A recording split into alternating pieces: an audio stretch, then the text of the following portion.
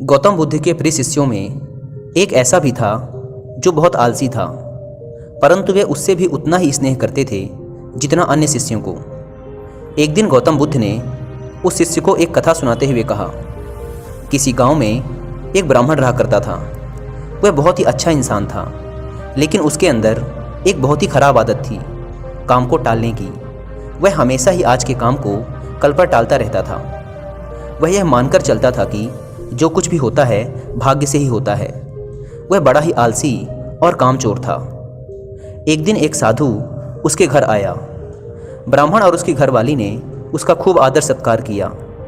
साधु ने चलते समय खुश होकर ब्राह्मण से कहा, तुम बहुत गरीब हो, लो मैं तुम्हें पारस पत्थर देता हूँ। 7 दिन के बाद मैं आऊँगा और इसे ले जाऊँगा।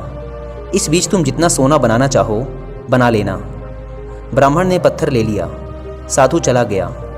उसके जाने के पश्चात ब्राह्मण ने घर में लोहा खोजा। उसे बहुत थोड़ा लोहा मिला। वह उसी को सोना बनाकर बेच आया और कुछ सामान खरीद लाया। अगले दिन स्त्री के बहुत जोर देने पर वह लोहा खरीदने बाजार गया तो लोहा कुछ महंगा था। वह घर लौट आया। 2-3 दिन बाद फिर वह बाजार गया तो पता चला कि लोहा अब पहले से भी ज़्यादा महंगा हो गया है।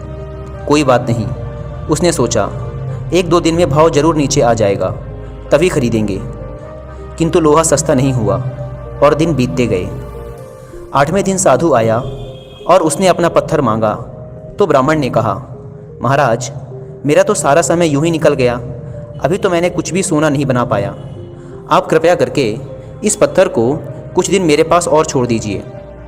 लेकिन साधु राजी नहीं हुआ। उसने कहा, तुम जैसा आदमी जीवन में कुछ नहीं कर सकता। तुम्हारी जगह कोई और होता तो पता नहीं अब तक कितना सोना बना चुका होता। जो आदमी समय का उपयोग नहीं जानता वह कभी सफल नहीं होगा। ब्राह्मण पछताने लगा, पर अब क्या हो सकता था। साधु पत्थर लेकर जा चुका था। उसे अपने आलस और भाग्य पर ज़रूरत से ज़्यादा यकीन करने की कीमत चुकानी पड़ी। इसलिए कहा जाता है कि आलस ही मनुष्य के शरीर का सबसे बड़ा शत्रु है। शिष्य अब बुद्ध के कहने का तात्पर्य समझ चुका था। उसने कसम खाई कि वह आज के बाद आलस्य को त्याग देगा। इसके पश्चात उसने कभी आलस नहीं की।